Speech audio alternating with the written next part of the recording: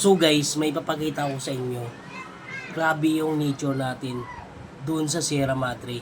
So guys, grabe yung bagyong uwan dahil sa super typhoon. Akala ng marami, maminsala siya ng grabe.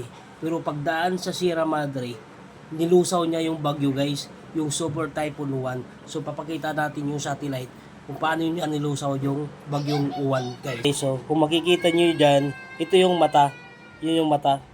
Ah, yun yung mata guys. Yung, kita nyo yan guys, yung mata. Ikot-ikot yan guys.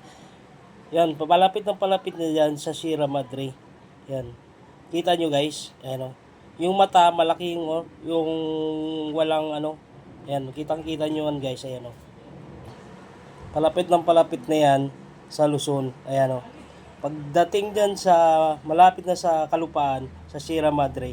Yan, kita nyo guys, yung mata, yung pula. Pagdating sa Sierra Madre guys, boom!